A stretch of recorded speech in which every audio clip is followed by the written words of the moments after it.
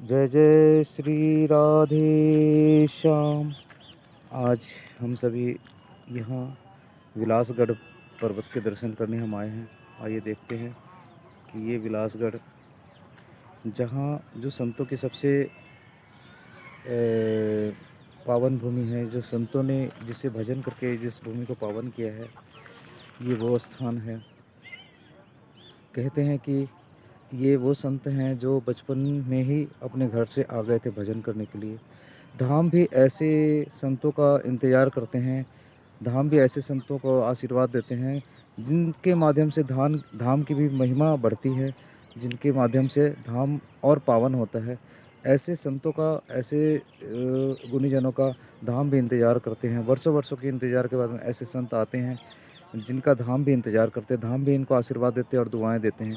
ऐसे संतों के आने से ये धाम पर ही कृपा करने के लिए आते हैं ऐसे संत। ये वो स्थान है जिसे हम कहते हैं विलासगढ़। तो विलासगढ़ संतों का सबसे प्रिय स्थान है, जहाँ आकर के संत भजन करें हैं और भजन करने से ये धाम की महिमा और बढ़ी है, धाम और पावन होते हैं।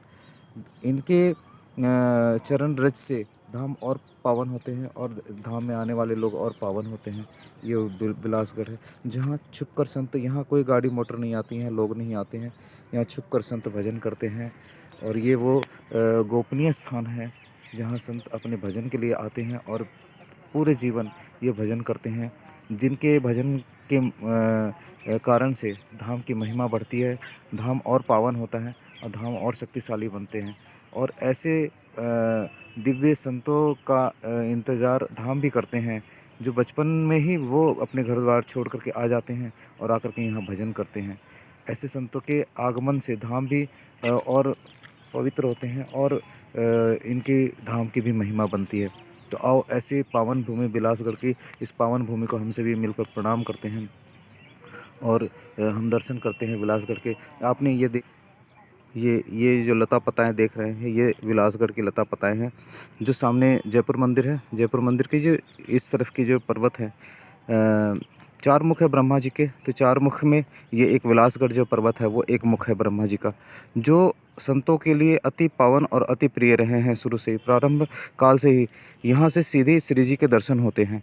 यहाँ श्री जी महल और आप ये देख रहे हैं राधा रानी के महल और यहाँ विलासगढ़ बिल्कुल आमने सामने हैं। दो पर्वत हैं,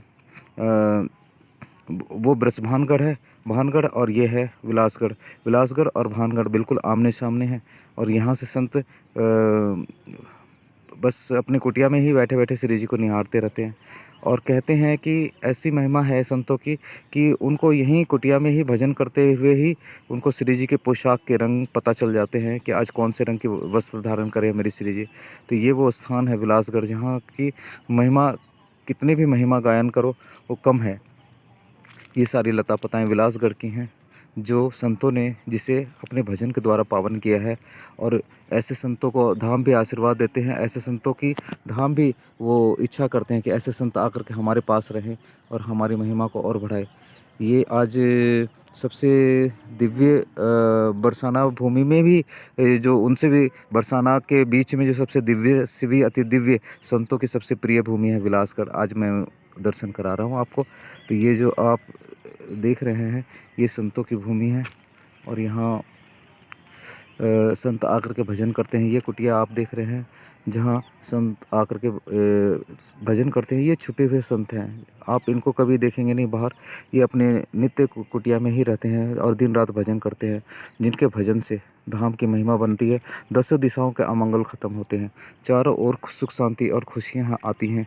और इनके आशीर्वाद मात्र से ही, इनके दर्शन मात्र से ही अनंत कोटि जन्मों के पाप नष्ट हो जाते हैं। ये वो संत हैं जो छुप करके भजन करते हैं यहाँ, और ये वर्षों में निकलते हैं, कई महीनों में निकलते हैं और अपनी कुटिया से बाहर आकर के ये भक्तों को दर्शन देते हैं।